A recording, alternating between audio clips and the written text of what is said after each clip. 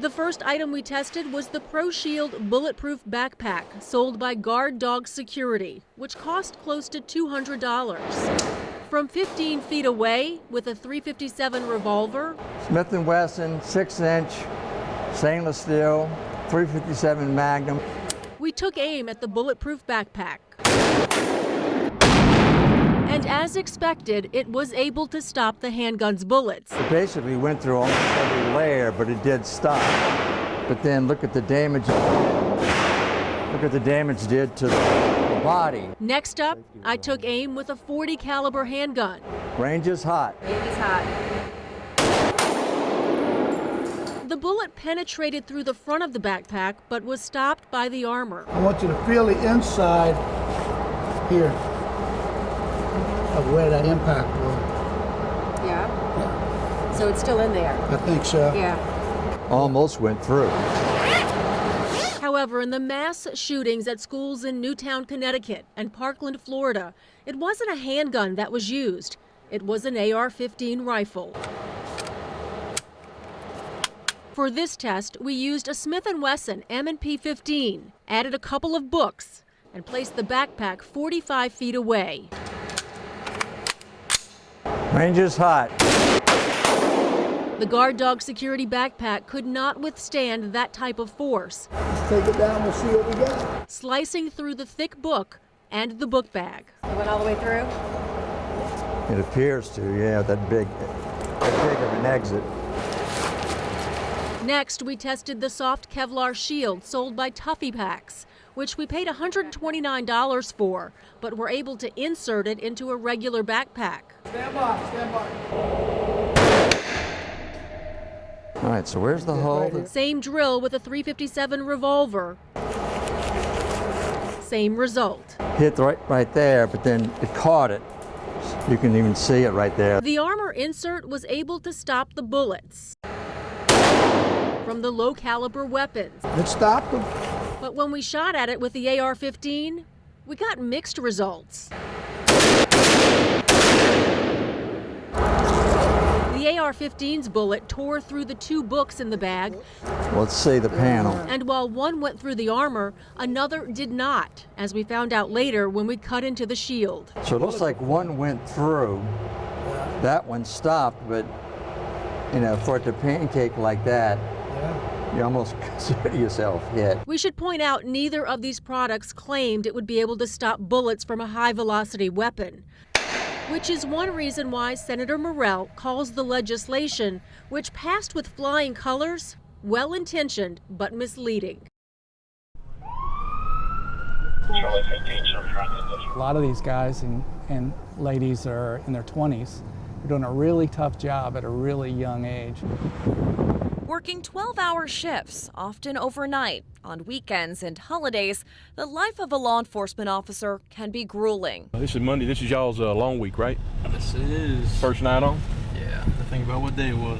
Most days, deputies like Nick Broussard and Cody Foray ride alone. It can be intimidating at times to go through, you know, to a place that nobody wants you there.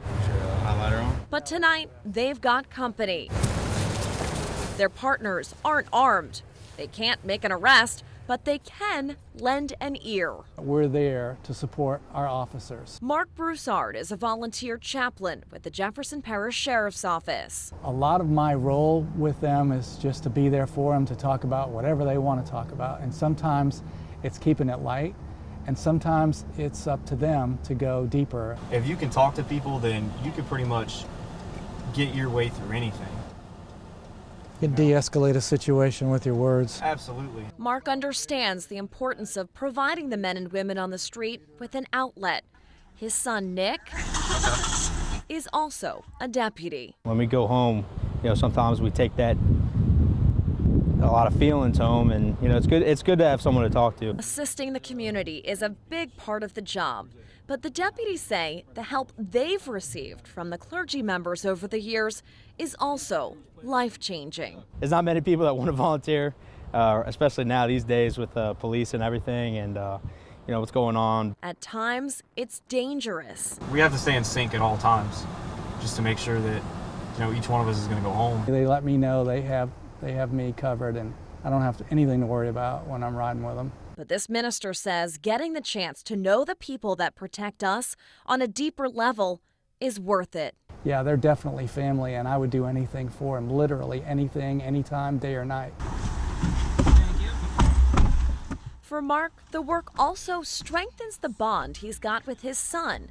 Nick agrees. So the more overlap we have with whatever guy or gal I'm riding with and what Nick is doing just enhances the night for me when I get to see him on a call and we have some overlap and some interaction. He gets to see, kind of stuff that not every member of the public gets to see, and it's something we can talk about and relate to. Mark and Nick aren't allowed to ride together. That's a department rule in case anything should happen to Nick.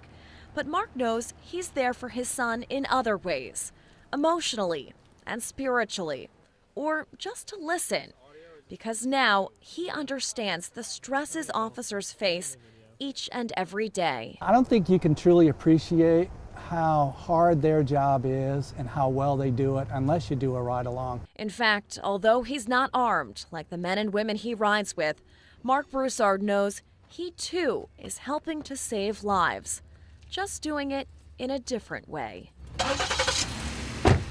Meg Gatto, Fox 8 News.